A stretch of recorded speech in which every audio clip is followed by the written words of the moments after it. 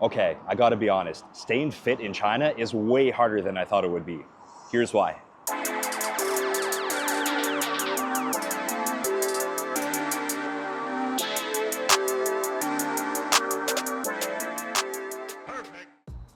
Hey guys, welcome back to my channel. My name is Cameron, or you can call me by my Chinese name, Kamelong. If you are new here, then welcome. As you can see, I am currently moving a lot faster than the average human at a walking pace, and that is because I am currently cycling. I live in the city of Chengdu, for those of you who don't know, and I'm kind of just taking a stroll around today as cycling is very fitting for my topic today that I want to just kind of briefly talk about with you guys. Just a little side note to you guys, for this video, I'm using my DJI Osmo Pocket 3 mounted to a bicycle. I know it's not an action camera, so there's definitely gonna be some bumpiness here and there, or vibrations. So hopefully that doesn't give you guys any motion sickness or anything, but wow, this footage is way more shaky than I thought it would be. I'm really sorry about that, guys. I'm gonna see if I can figure out a solution in the future. But in the meantime, I think I have a lot of valuable things to say in this video, so I hope that you can stick around and hopefully the shakiness doesn't bother you too much. I'm using a mic, a wireless mic, so hopefully it doesn't pick up the bounce sounds at least, but there will be visual bouncing, just to let you guys know. Okay, so today I am, with no surprise, cycling in the Changhua district. I know I'm always hanging around here, but it is a really big district in Chengdu, and it is quite close to where I live as well. But right now I'm currently cycling more into the city, as I'm more on the third ring of the city, which is a bit more on the outskirts, but still within the city perimeter. Yeah, today is really hot. I think it's like 31 degrees, and it's only mid-April right now, which is absolutely insane. I don't fare too well with hot weather, so this summer is gonna be a struggle for sure, a huge struggle. I did arrive here in August of 2024, so I did experience the heat of the summer a bit, but definitely not at its peak. But if this is any foreshadowing, ooh, it's gonna be a hot one. So today I wanna casually talk to you guys about the topic of staying fit in China, something that I have been struggling with a lot over these past 6 months, I would say. But this is not to say, you know, staying fit in China would be a struggle for everyone, but for me, it most definitely has been a struggle. Let me preface by saying that I have always struggled with, I guess, my weight overall. Since I was a teenager, I've struggled with it. When I was in high school, I was clinically obese, as some might say, as harsh as that might sound, I guess, I don't know. And yeah, since then, it's been kind of like this off and on, up and down, yo-yo type of battle with keeping the weight off and staying fit. So with that alone, that should let you know that this is very specific to my situation and might not be the case for you guys. So yeah, as I said, since high school, I've kind of struggled with my weight off and on. And this both comes from, I think, a bit of, you know, just not having the greatest metabolism. I also used to emotionally rely on food when I was going through tough times, especially back in high school. So there's a bit of a reliance there as well. And overall, I just love food too. So not the best combination for keeping the weight off. So towards the end of high school, I was able to lose a lot of weight and actually got quite skinny. And then this lasted almost all the way through college, actually. Actually, I would say all the way through college. And then when I first started working my full time, I started to pack on weight again. And I'm sure this was from, you know, constantly sitting at a desk. My first job was as a graphic designer. So yeah, always at the computer. And also making money for the first time and being able to buy whatever food I want to eat. You know, that made it too easy to eat like shit, I would say. Especially with my, my tendency to overeat and rely on food. So when I packed the weight back on in my first job, that's when I realized, you know, that losing weight that initial time in high school, it wasn't gonna be permanent. This is something that I'm gonna have to be cautious about, you know, throughout the years or throughout my life, to be honest. So yeah, fast forward now to my 30s. I went through a lot of weight fluctuations throughout my 20s since my first job, but I would say overall, I've managed to stay quite fit. But you know, there are moments where it gets difficult. I stress eat, and maybe I'm not as disciplined as I should be. Also, one more key point that I should let you guys know before I get into more details about actually staying fit here in China. I'm very sensitive to carbs, very, very sensitive to carbs. I think that's something that runs in my family. You know, I've had family members who've had diabetes, and just overall, I can tell when I eat carbs, you know, I get very lethargic. As much as they help me with weightlifting and feeling strong, I do find when I eat more carbs, I feel very lethargic and I gain and I gain weight way more easily. And when it gets out of control, wow, it's just like downhill from there with packing on the weight. Okay, so now fast forward, and once again, here I am in China. So I arrived here August 2024. And of course, that opened up the floodgates of just new options for food. And not to mention just how cheap it is to order food here. Oh my goodness, that's made it really hard, I gotta say that. Not just the food itself, but just being able to order it so easily. What I mean by that is that there's a lot of food apps here. You know, you can get lazy, stay at home, and it's so easy just to click a few buttons. Boom, you've ordered food for like $5 Canadian, a meal for two. But I'll eat it all by myself because I'm a glutton like that. Okay, so yeah, when I arrived here, I was, of course, eating a lot of food. You know, going through a bit of that honeymoon phase, as they like to say when you first move to a new country. And surprisingly, or maybe not so surprisingly, I was actually able to keep the weight off quite well, despite how much I was eating. And I have to give credit to two things for that. One was the weather is beautiful, so I was cycling a lot, like a lot. Every day I would cycle to and from work at my English teaching job. So I would cycle pretty much every single day.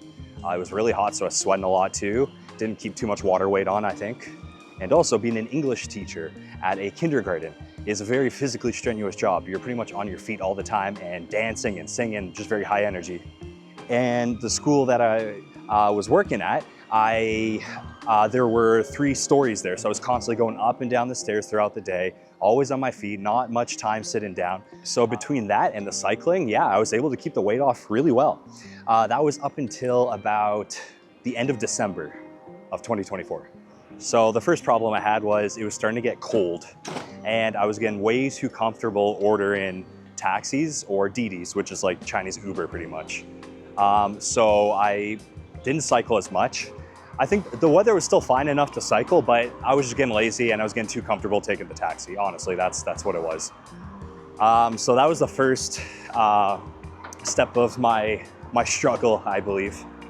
So now the next struggle that I had was I kept getting sick. I was sick all the time. It felt like I was pretty much sick like 2 weeks on, 1 week off, 2 weeks on, 1 week off, which is very physically straining. And of course, when you're sick, it makes it very difficult to work out. So I also wasn't lifting weights as much.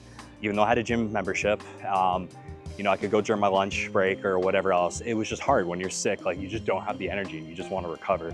But I was always sick, so I was also like not working out that often when I was sick. I think the sickness, it came from a combination of the weather getting colder. The pollution gets a bit worse here in Chengdu as well in the winter. And of course, last but not least, is teaching kids. You know, kindergartens or schools in general are just, you know, breeding grounds for bacteria, infection, sickness, whatever else it is, right? So that was the next, I think, piece to this difficult jigsaw puzzle.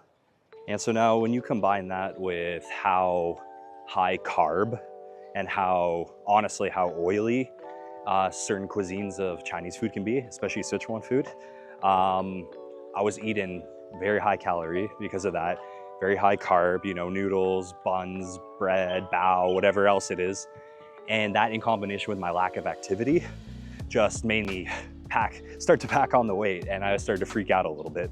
So since December, the end of December, it's been a bit of an off and on struggle of trying to stay fit.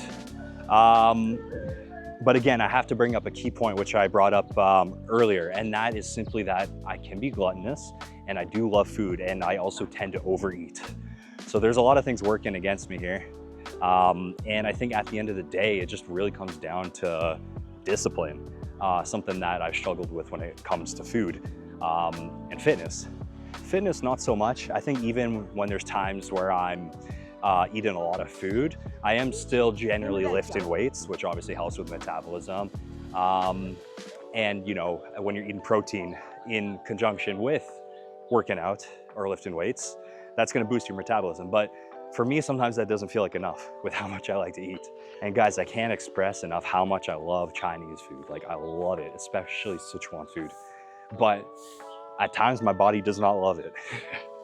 You know, as I said, lots of oil, lots of carbs. Overall too, I would say it's not as high protein as what I'm used to either. And I think that goes for a lot of Chinese food in general from what I've gathered. Now, for a lot of people it might be, but for me, I definitely require a lot of protein to keep my metabolism up. And I also carry a fair amount of muscle mass. Right now I'm sitting at maybe like 210 pounds.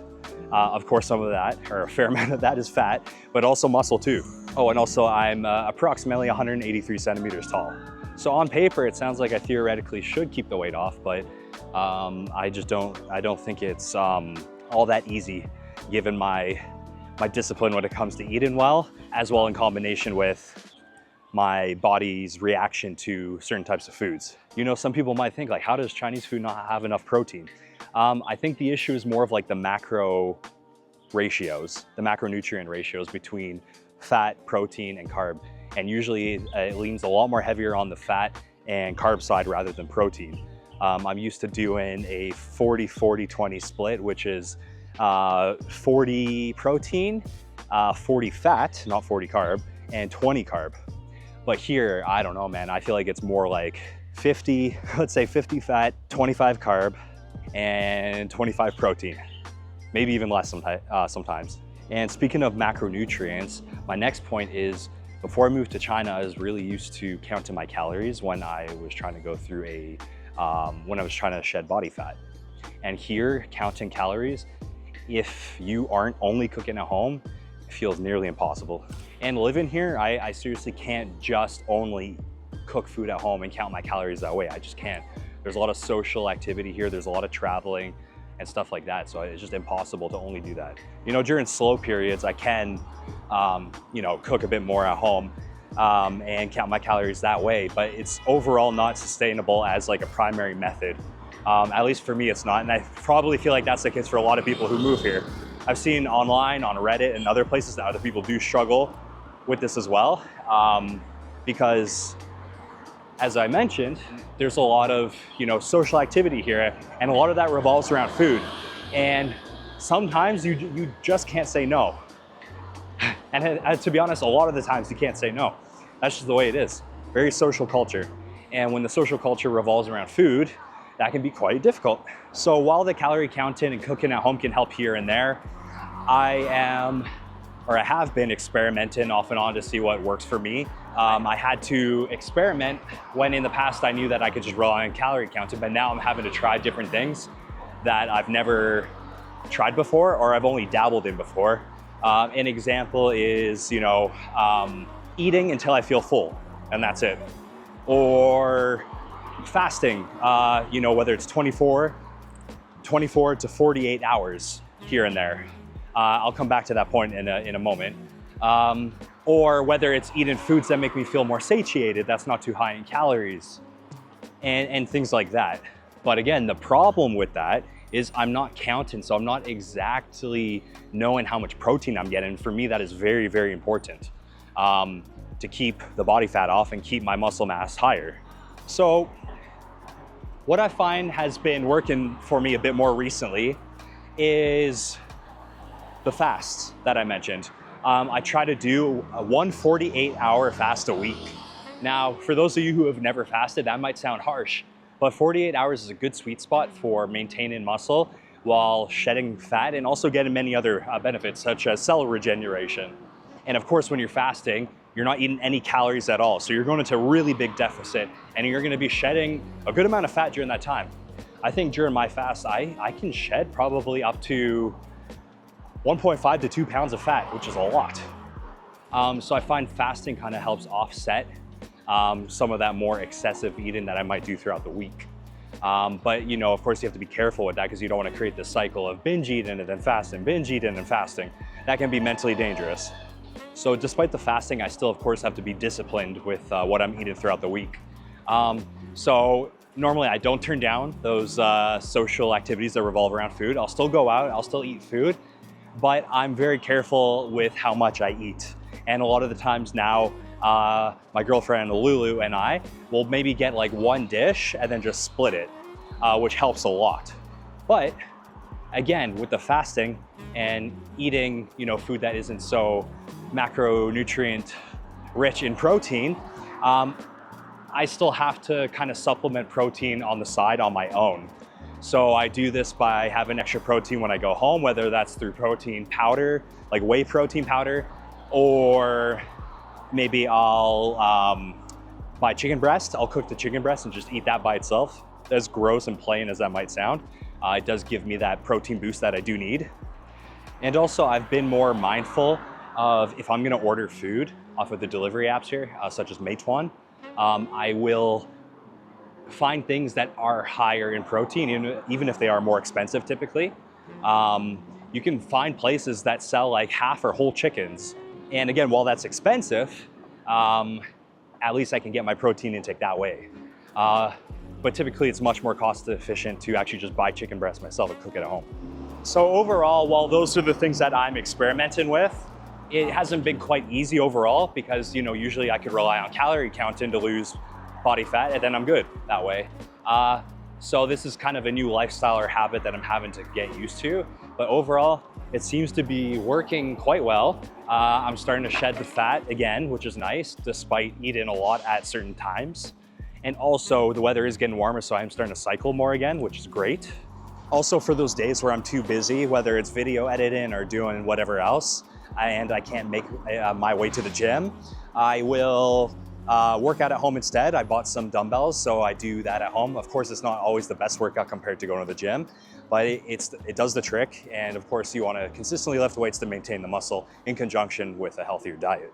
So while all of those things are a fine balance to help me stay fit, I would say the key ones for sure is the activity level, of course.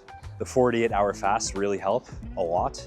And of course, high protein to keep the metabolism up and to, of course, support muscle, to maintain muscles. So yeah, thank you guys for sitting through this and listening to me. I hope that you gained some insight, even if this is particular to my own situation. Hopefully overall it might give you some insight, or if you have a similar, type of metabolism to me or habit of eating a lot, then hopefully, these tips and techniques can help you guys as well. But yeah, right now, still trying to shed off the body fat, or at least keep it off. I will try and see if I can check back with you guys in a couple months or so to, give you an update on my progress with that. Still trying to get rid of a lot of the excess belly fat that I have a very hard time getting rid of. I don't know about getting abs. That's something I've kind of always struggled with. It seems like it's nearly impossible for me, but that's only an added extra. I just want to be able to stay healthy, feel good, keep the fat off, and just live an overall healthy lifestyle while still enjoying my life here in China and eating the things that I want to eat. Of course, in moderation. Okay, guys, I just want to thank you again for watching this video. I just want to ask you guys now, what made you want to click on this? Is it because you're into fitness? You're interested in living abroad, living in China, whatever else it is? Let me know why you clicked on this video and what you liked about it. So please leave those comments down below, and also give this video a thumbs up if you liked it. Also, if you haven't yet, please hit that subscribe button and notification bell. I will see you in the next video. Bye-bye.